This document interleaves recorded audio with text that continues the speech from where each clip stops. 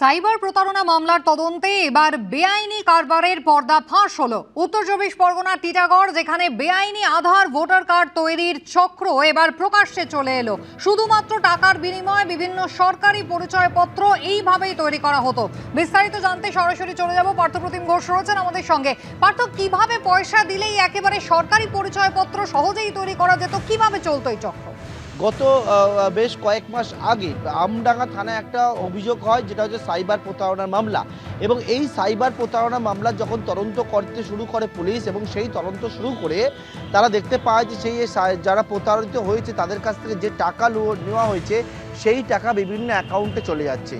এবং এটা একেবারে সাইবার প্রতারণা এই বিষয়গুলির আগেও এসেছিল, কিন্তু যখন সেই অ্যাকাউন্টে কার কাছে যাচ্ছে সেই অ্যাকাউন্টের সূত্র ধরে দেখতে পায় যে সেই অ্যাকাউন্ট যে খোলা হয়েছিল যে আধার কার্ড দিয়ে, সেই আধার কার্ডের সূত্র ধরে সেই আধার কার্ডের যে ঠিকানা, ধরো একজনের নামে আধার কার্ড তৈরি হয়েছে, তার নামে অ্যাকাউন্ট রয়েছে, এবং সেখানে দেখতে পাওয়া যায় যে ব্যক্তির নামেই আধার কার্ডটি রয়েছে সেই ব্যক্তির যে ঠিকানায় আধার কার্ড খোলা হয়েছে এবং যার পরিপ্রেক্ষিতে হচ্ছে ব্যাংক অ্যাকাউন্ট খুলে সেখানে হচ্ছে প্রতারণার টাকা ঢুকছে এবং সেই টাকা উইথড্রল হয়ে যাচ্ছে। এবং সেই জায়গায় গিয়ে দেখা যাচ্ছে যে ঠিকানা, সেই ঠিকানা হচ্ছে ভুয়ো।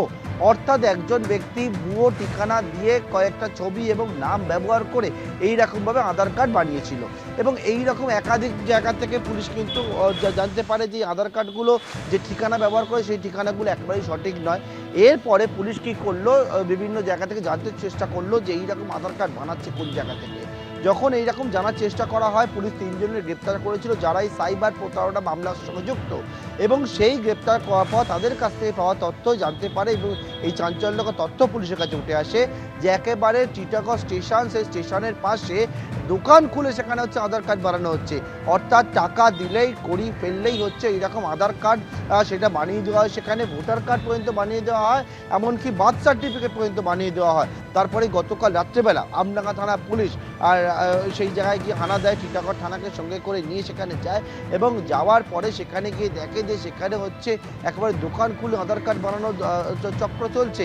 এবং এই জায়গা থেকে তারা মনে করছে যে এই জায়গা থেকে অনেককেই এইরকমভাবে বেআইনিভাবে তারা আধার কার্ড বানিয়ে দিয়েছে এবং সেই আধার কার্ড হচ্ছে ইস্যু বিভিন্ন জায়গায় যাচ্ছে এবং সেইখান থেকে হচ্ছে যে এইরকম অনৈতিক নানা কারবারের সঙ্গে যুক্ত হচ্ছে।